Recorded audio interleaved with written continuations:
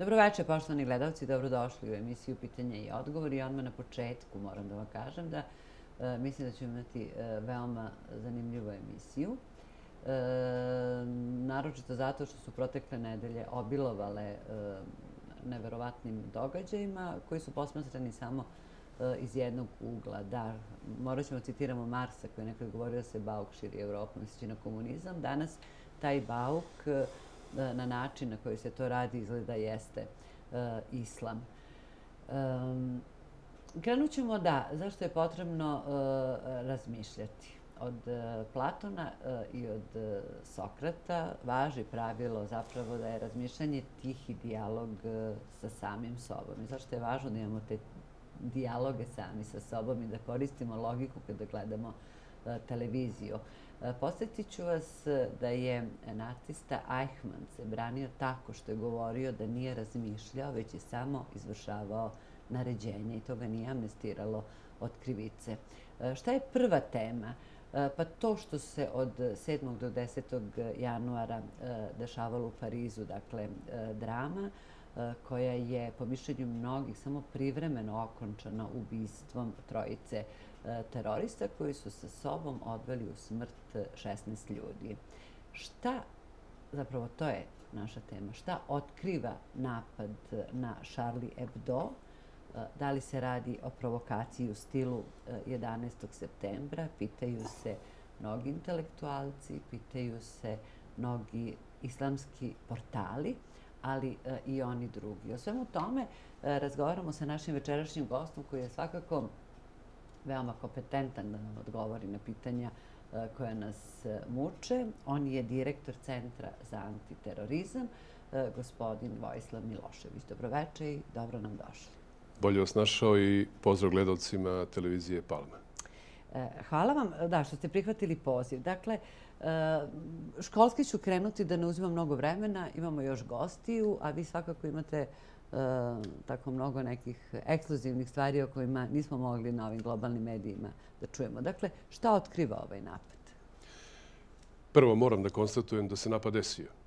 To mi svi znamo da je bilo žrtava u samome listu Charlie Hebdo, da je bilo 10 novinara koji su stradali i 2 policajca.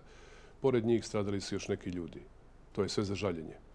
Ali se postavlja jedno veliko pitanje. Kome je bilo u interesu da se takav zločin desi? Definitivno tvrdim, na osnovu svih elemenata koji su do sada se pokazali evidentnim, da je ovo po svoj prilici, ponavljam, nameštena operacija ili operacija pod lažnom zastavom. Ovdje se tražio motiv. Motiv za angažovanje celokupnog francuskog javnog mnjenja. Da za moment ostavim Pariz i da se vratimo pomalo u istoriju, da vidimo šta se dešavalo ranije sa sličnim akcijama. Ja ću da pomenem 33. godinu, februar mesec, kada je zapaljen berlinski Reichstag. Tada je Hitler bio na vlasti i on je optužio komuniste da su zapalili Reichstag. I nedugo potom, čak dan posle, oni su doneli jedan dekret o zaštiti države. Tim dekretom su ukinuta sva ljudska prava u Nemačkoj. Nedugo potom, 4000 ljudi, nekoliko dana kasnije, je bilo uhapšeno. Vrlo brzo iza toga formiran je logor Dachau, koji je punjen socijalistima, komunistima, radnicima, jevrejima i svima onima koji su bili na putu jednog nacističkog režima koji je imao debele planove osvajanja Evrope i sveta. Potom Dachau je do 1945. godine bio mesto boravka nekoliko miliona ljudi koji su uglavnom bili kremirani, koji su stradali i za to znamo šta se desilo. I to je uvod u Drugi svjetski rat. Je li to kopče? To je naravno uvod u Drugi svjetski rat. Imate još neke primere? To je bila akcija pod, što kažu, lažnom zastavom. Preskačemo je vremenski period do 2001. godine i dolazimo do Njujorka i 11. septembra. Na osnovu mora dokaza, 11. septembar su izvele tajne službe američke države. Drugim rečima, Amerika je samu sebe napala. Priča o tome da su... Zašto? Koji je interes da napadne samu sebe? Da su muslimani učeći se da voze Cessnu, preuzeli moderne jumbo džetove i da su bez komunikacije sa tornjevima, bez radara, te avione navodili na slepo, na kule bliznakinje je potpuna laž, odnosno nemoguća misija. Interes, motiv, dakle, zašto bi neko napao samog sebe? Čitava priča se uklapa u koncept kreiranja uslova za Treći svjetski rat, koji je tada počeo. Dakle, mi prisustvujemo razvitku uslova za Treći svjetski rat, koji će biti strašan, mračan, težak, katastrofalan i tu će u stvari biti sukob civilizacija. Onaj ko bude izašao kao pobjednik, on će da vodi svet. Izvinjam se, gospodine Milošević. Dakle, 11. septembra, onda Amerikanci dobro menjaju, mislim, i Ustav, napadaju Afganistan, kasnije imamo već napade na Irak, Siriju, Libiju, rušenje režima. To je sve šta, po vašem mišljenju, posljedica toga, borbe navodno protiv terorizma, jedne strašne diskriminacije islama, muslimanskog sveta, demonizacije. To je sve uvod u ono što nas tek očekuje. Vi ste malo pre rekli ovo, mislim, priča sa islamom, novi krstaški rat. Dakle, krivi su i odgovorni za sve. Krstaški ratovi onda, pre 1000 i nešto godine kada se vodili se pod paskom oslobađanja Hristovog groba. U stvari, oni su bili pljačkaški ratovi. To se dešava i danas. Muslimani su žrtve. Danas su muslimani žrtve. A zašto? Kako je rekao prorok Isaija, ja onome ko prodaje dan za noć i istinu za laž. Ovdje se istina prodaje za laž. Suština je da na tom arapskom području i podneblju stoje ogromne rezerve nafte koje neko treba da kontroliše. I bolje i više nego što je bio do sad u prilici. A kao korak dalje stoji teritorija Rusije koja je u epicentru svih svetskih lomova danas koji se dešavaju. Zbignjev Bžežinski je još krajem 90. godina napisao knjigu Velika šahovska tabla i on je rekao da uopšte nije u redu da Rusija raspolože s takvim resursima. Njemu je čak i Madeleine Albright, kad je bila ministarka spoljnih poslova Amerike, rekla kao pomoć svome kolegi iz CFR ili Komiteta za spoljne poslove, da zaista Rusija ne može sama da upravlja tolikim resursima jer tamo su ogromne slobodne teritorije, ogromne količine nafte, ogromne količine pitke vode, drveta, dijamanata, retkih ruda. I da bi ona to trebala da podeli sa njima. Kad je Vladimir Putin postao predsjednik Rusije, on je rekao samo izvolite, dođite i uzmite. Naravno, to je bio njegov odgovor vrlo kratak i jasan. Da se vratimo za moment na 11. septembar. Posle 11. septembra desilo se još nekoliko akcija koje su bile sličnog karaktera. To je bio prvo Madrid 2004. godine i niz bombaških napada na železnicu u Madridu. Kad je bilo otprilike tada 192 čoveka poginula i 2050 ranjenih. To je bio jedan strašan udar, ali opet se postavlja pitanje ko je to uradio, ko stoji iza toga i koji su motivi. Godinu posle, 2005. godine, 7.7.2005. godine, desio se u Londonu napad na metro sa opet nekim žrtvama. I sad, kada uzmemo New York, London, Madrid i sada Paris, šta imamo? Imamo 4 glavne zemlje NATO pakta koje su definitivno na osnovu tih terorističkih napada koji su učinjeni nedvosmisleno. Žrtve postoje, štete postoje. Mediji su odigrali svoju prljavu ulogu, odmah su optužili muslimane da su to uradili i počela je haranga na muslimanski svet. I ako se vratimo samo par godina unazad, vidjet ćemo da se desilo navodno licemerno nazvano arapsko proleće. Desilo se to u Egiptu, u Tunisu, u Libiji i na kraju u Siriji. Svi režimi koji su, kakvi god bili, manje demokratski ili više demokratski, bili su mirni, bili su kooperativni i poštovali su ljudska prava i slobode. Nakon takozvanog arapskog proleća Došlo je do harange međusobne tamo među samim narodom, do sukoba plemena, do podele interesa i svako od tih društava danas živi kao rezultat svega toga u haosu. Da. I ljudi su prilično ravnodušni prema nesreći. Lepo je što je čitav svet sad bio zbog ubistva novinara. Mi smo morali sačekati Noama Chomskog da kaže da je 16 novinara ovde ubijeno i da niko nije reagovao. Ne zna se koliko miliona muslimana je poginulo u agresiji njihovih zemalja. Te države su opljačkane u svakom pogledu. Oni su između sebe, kako ja kažem, posvađani na šite, suniti, tako da imamo tu islamsku državu i one koji se bore protiv sirijskog predsjednika Saida, koji je legitimni predsjednik izabran. Ko finansira te islamiste? Ko im daje oružje? Bili smo svedoci da je čak i Holand skupljao novac i da su podržavali tu borbu protiv Asada. Dakle, govori sad o toj zloupotrebi religije i islama. Mislim, oni su, kako kažem, plaćenici. Ali ko ih plaća? Zapad. On ih organizuje, znači zapadne tajne službe ih organizuju, oni ih finansiraju i naoružavaju. Pored Amerike, pored Engleske i Francuska je ta zemlja koja islamistima u Siriji koji se bore protiv legitimnog predsjednika Asada isporučuje oružje. Teroristi koji su učinili taj navodni zločin, i opet da kažem navodni teroristi, jer mi ih nismo vidjeli. Nikada. Osim što to vlasti Francuske tvrde da su to oni učinili. Čak i jedan od njih ostavio ličnu kartu u kolima, što je gotovo smešno. Da neko ko kreće u takvu akciju ostavi ličnu kartu u kolima. I to je nemoguće.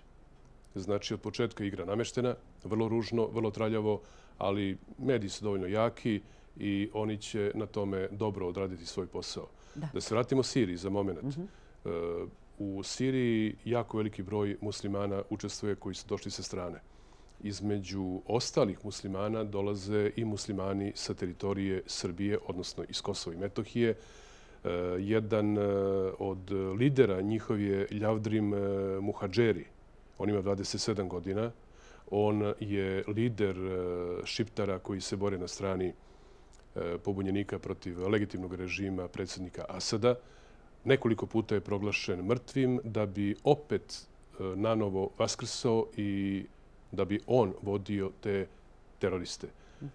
Jedna stvar interesantna. Da li vi znate, pošto postoje kampovi tamo i vojni logori gde oni žive, da li znate Šiptari sa Kosova sa kim dele vojne logore u Siriji? Sa Čečenima. A to nije slučajno. Zašto? Zato što se očigledno Čečenije priprema kao sljedeća tačka koja će da gori. Čečenije je sastavni deo Rusije. I oni definitivno pripremaju Čečeniju. Kako što oni mislite pre svega na Ameriku? Na Zapad. Ja ne delim Zapad na Ameriku, Englesku, Francusku. Oni imaju jednu jedinstvenu politiku. Makoliko se međusobno sporili, oni na kraju imaju jedinstvenu politiku, jedinstvenu stratešku akciju. Vidjet ćete moment kada dođe vreme da će biti ovako kako govorim. Da. Amerika, pod uslovom da Američke države i Evropska unija nisu jedno te isto, na ovaj ili onaj način uvlači Evropsku uniju u rat i zbog ovih terorističkih akcija i zbog jedne užasne kampanje protiv islama. I već Snowden se oglasio i rekao da smo mi na pragu Trećeg svjetskog rata, a opet put je isti, da kažem, Rusija. I s tim u vezi zanimljiva je i ta priča da je francuski predsjednik Holand 48 sati pre ove terorističke akcije u novogodišnjem intervju rekao da je on za ukidanje sankcija prema Rusiji i izrazio je želju da prisustvuje 15. januara tom razgovoru između ukrajinskog predsjednika Putina, s jedne strane ruskog, Merkelove i njega, koji je praktično ta proruska strana. 48 sati nakon toga desilo se to što je čitav svet video. Sad, kada ste govorili o tim nelogičnostima, ja predlažem da pustimo jedan kratak koji možemo naći na YouTube-u snimak te same akcije ubistva i zamolila bih vas to prokomentarišete, a sad evo reši da zamolim samo da nam puste taj prilog.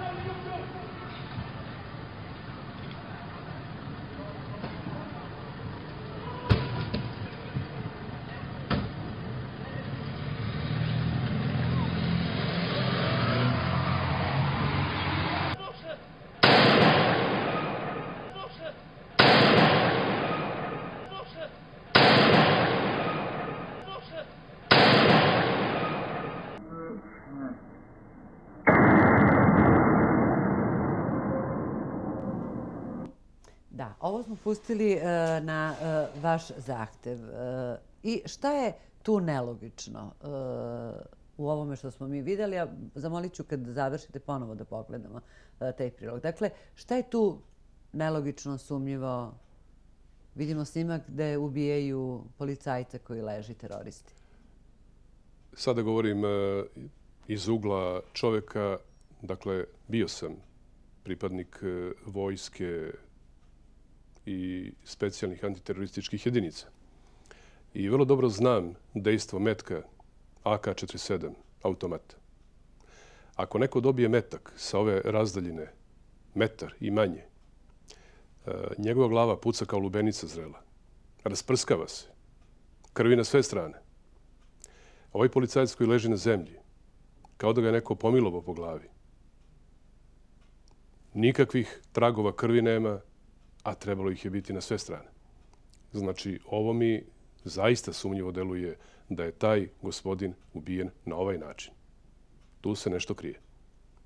I još jedna stvar. Rekao sam, prvo, ostavljena lična karta u kolima. Drugo, ovo što smo vidjeli kao ubistvo policajca sa jako male razdaljine, bez ikakvih posljedica. Kada neko dobije metak iz kalašnjikova u glavu, čitavo telo se protrese, glava prsne. Toga ovde nema. I treće, komesar francuski koji je vodio istragu i koji je razgovarao sa porodicama ovih muslimana koji su bili angažovani u akciji, je izvršio samoubistvo. Imao je 45 godina. I tu stavljam sumnju. On je Francuz. Francuzi više vole vino i žene i život nego išta. On nije Japanac. On nije pripadnik Jakuza. On nije direktor japanske železnice koja kasni na godinu dana 15 sekundi, pa onda iz tih razloga on izvrši harakiri. On je ipak Francuz. Tako da tu se nešto iza svih tih detalja koje sam naveo kao sumnjive debelo krije. Da. Mi ćemo vidjeti, kako kažem, posljedice. One se čak i vide. Demonstracije u Nemačkoj, onda je bila još jedna teroristička akcija nakon toga u Turskoj. Erdogan je rekao prestanite sa kampanjom protiv islama. U svakom slučaju, običan građanin osjeća da sve ovo što se dešava je jako loše i da se pripremaju neke velike globalne promjene. Vi ste delimično i odgovorili praveći tu komparaciju sa paljenjem Reichstaga, nakon čega dolazi Drugi svetski rat, 11. septembar, nakon dolazi agresija arapskih zemalja. Srbi se na neki način prepoznaju u ovoj demonizaciji muslimana, zato što smo proživjeli Golgotu. Konačno i Srbi su bili veoma često na tapeti ovog časopisa, koje opet je držao čuveni Bernard, zapravo njegov najbliži saradnik, Bernard Levi, koji se proslavio protiv antisrpske kampanje. Bio je ovo trenutak da ponešto kažemo i za sebe, međutim, morao je to Noam Chomsky iz Amerike da kaže, da se desi ovdje zločin u RTS-u. Kako vi to tumačite? Pa tumačim tako da su naši mediji u funkciji zapadnih medija i da su im oduzeli pravo slobodnog mišljenja, pravo slobode razmišljanja, pravo na kritičku misao i da sede ljudi koji su poslušnici u našim medijima i rukovode njima. Podatak jedan koji naši ljudi definitivno ne znaju jeste da novinari RTS-a idu na briefing i na podučavanje kako se vode i uređuju televizije u BBC u London. I isto tako BBC ima svoje ljude koji konstantno sede u RTS-u i uređuju naše informativne emisije, programe i ostalo, drugim rečima, ispiraju mozak ovome narodu. Kad ste pomenuli Erdogana, jedna stvar je tu jako važna. Činjenica da... Da, Putina zaboravih, da. Zašto ga sad napadaju? Da, i njegov odnos prema Moskvi, da. Pomenut ćemo Erdogana u kontekstu nečega što se zove podela interesa u Evropi i u svetu. Turska je definitivno ekonomski ojačala. Ona je dobila ulogu Amerike da bude zemlja koja će da kontroliše Balkan. Erdogan, s druge strane, preko turske teritorije pušta sve teroriste koji odlaze u Siriju da se bore protiv režima predsjednika Asada. Sve to kontrolišu tajne službe. Znači, Erdogan igra dvostruku ulogu i dvostruku igru. S jedne strane propušta, naoružava, finansira. A njegov odnos prema Rusiji, gradnja gasovoda. Jeste i jedno okretanje prema Moskvi i prema Putinu, da. Ponavljam, on igra dvostruku ulogu. Ovoga momenta mu se može. Ovoga momenta ima takvu situaciju i takvu poziciju. Objektivno, Turska velika zemlja, moćna. Mi, nažalost, nismo u toj prilici.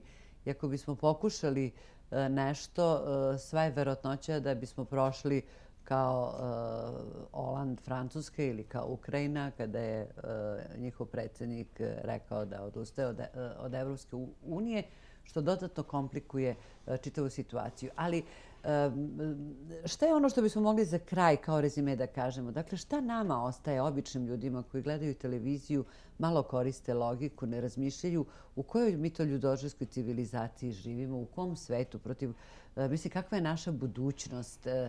Sve ovo zapravo ne liči na 20. vek emancipatorski, nego na neki 19. feudalni. Imate neke gospodare, neke imperije koji upravljaju, ne znam, sa 90% planete i stanovništva i određuju nam život. Dakle, kako nekako ostati normalan, nego da li je moguć taj bolji, pravedniji svet o kome svi mi maštamo? 21. vek je vek duhovne, moralne, etičke inkvizicije. Mi stalno verujemo da će sutra biti bolje. Ne želeći da gledalcima dajem loše prognoze, ne daj Bože da ih uplašim, sutrašnjice, nas ne čeka ništa dobro. Treći svjetski rat će se voditi otprilike na Srednjem istoku. Biće jako, jako surov, sa mnogo žrtava i bit će upotrebljene nuklearne bombe. Dvostruke aršine, dvostruka politika se od strane Zapada vodi stalno. 1999. godine, kada je Srbija, odnosno tada Srbija i Crna Gora, kada su bile bombardovane, svi čelnici, od tada francuskog predsjednika Širaka, onda pape Vojtile, onda Tonija Blaira, premijera Engleske, predsjednika Amerike Billa Clintona koji je rekao vratit ćemo Srbe u kameno doba. Duhovni i verski poglavar Rimokatoličke crkve, papa Vojtila, rekao je pa samo vi bombardujte Srbe, zaslužili su. I na kraju Jamie Shea na jedan vrlo ciničan način rekao je bombardujte Srbe, sutra će oni to zaboraviti. Evo sad da kažem, Srbi to neće nikada zaboraviti. Nama se oduzeli dosta toga. Oduzeli su nam ekonomiju, oduzeli su nam državu. Pokušali su da nam otmu Kosovo. Verovatno će i ići dalje na tom putu, ali istorija i budućnost se ne završavaju sutra. Oni malo duže traju. Angela Merkel je sad u Davosu rekla da je Rusija i da je Putin napravio jedan veliki, veliki presedan, da je aneksirao Krim, što nije smeo, i da je napao Ukrajinu, što nije smeo. I da je na taj način ugrozio sistem koji je uspostavljen nakon Drugog svjetskog rata. Sistem mira i bezbednosti u Evropi. A 1999. godine, kada je Schröder, Gerhard, tada kancelar Nemačke, sa svojim snagama napadao Srbiju i Crnu Goru, bombardovao bombama sa osiromašenim uranijumom, čiji je poluraspad preko 3000 godina Pardon, 3 miliona godina. 3 miliona godina. Da, 3 miliona. To je bilo civilizacijski. Onda je to bio presedan koji je ostao kao presedan i kao to ne važi za međunarodne odnose, to je trebalo tako uraditi. Taj presedan se oni iskoristili za sve druge akcije koje su činili i koje čine danas. Ta antihrišćanska Evropa, ona je čak i rekla nije mnogo islama nego je malo hrišćanstva, duboko antihrišćanska jer tu ima i ritualnog i ezoterijskog. Kad ste pomenuli to bombardovanje, to čuveno bombardovanje na Uskrs, ne samo 1944. nego i 1999. godine. Ali da li je to dokaz zapravo da postoje carevi, kad govorimo o 19. veku, dakle, carevi koji vladaju nama, ljudi prvog reda, ljudi drugog reda. Jer sve to što je rekla Merkelova imalo bi smisla da oni nisu priznali Kosovo i Metohiju, da nisu multietničku, multikulturalnu Jugoslaviju razbili, da nas nisu bombardovali bez odluka Saveta bezbednosti i tako dalje.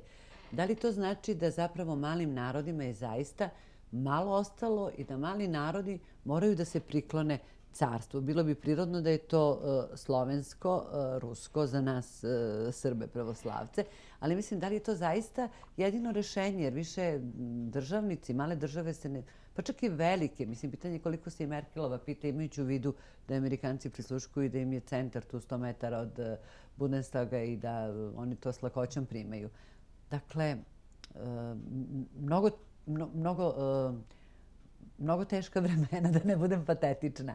Ali zaista šta ostaje malim narodima? Malim narodima ostaje da se uzmu u pamet. Evo, govorimo o Srbiji. Neću da govorimo ime drugih naroda i drugih država. Mi definitivno pripadamo jednoj staroj evropskoj civilizaciji jer smo stari narod Evrope sa dubokim korenima u svemu što se zove istorija Evrope i kultura Evrope. Dali smo velike doprinose, mi kao Srbi. Sutra naš izbor će biti i mora biti istok, a ne zapad. Zato što na istoku se rađa sunce, na zapadu sunce umire.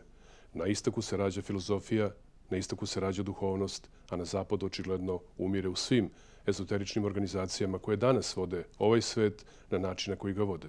Vode ga bezdušno, vode ga krvlju, vode ga nemoralno, vode ga bez bilo kakvih etičkih principa. I ako se postavi pitanje ovome narodu sutra, kome će se carstvo privoleti, definitivno moj savjet da se privolimo Rusiji, da se privolimo Istoku, Kini, Indiji i onim zemljama koji nisu agresivne. Jer svi ratovi od Drugog svjetskog rata, pa i pre toga, poticali su ili od Rima, ili od Londona, ili Berlina, ili Vašingtona. Ja vam se zahvaljujem. Zahvaljujem što ste bili gost ove emisije. Možda za kraj šta reći našim komšijama, muslimanima koji preživljavaju jednu demonizaciju neviđenih razmjera na način na koji smo mi. Jedan pametan čovjek je nedavno rekao da su oni uvek zapadu služili kao topovsko meso. Delite li to mišljenje i danas? Meni je žao što se to dešava muslimanima. Ako govorimo o muslimanima u Srbiji, mi smo u stvari jedan narod. Postoji srpski narod i postoje... I u Bosni, da. Postoje muslimani koji su vremenom po Turcima menjali veru za večeru, drugim rečima da bi se čuvali kuću, glavu, žene. Meni je žao što se to dešava i treba da im kažem da oni u Srbima imaju podršku, u ovome narodu imaju razumevanje, da mi nećemo njih stavljati na stup srama, da oni to ne zaslužuju. Mi imamo jednoga istoga neprijatelja. Neprijatelja koji nam želi uzeti sve. I državu, i porodicu, i kuću, i zemlju. Mi se moramo tome racionalno suprotstaviti. I samo još jedna rečenica vezano za poteze Zapada. Pomenuću Prizrensku ligu. Kad je bio Berlinski kongres 1878. godine, bila je prva organizovana Prizrenska liga. Nju su formirali Englezi, a to su učinili zajedno sa Šiptarima. Druga Prizrenska liga je bila formirana 1943. godine po kapitulaciji Italije na Kosovu. To su učinili Nemci jer su oni bili na Kosovu. Treća Prizrenska liga napravljena je 1946. godine u Americi na zapadnoj obali. Ko se danas nalazi na Kosovu i Metohiji?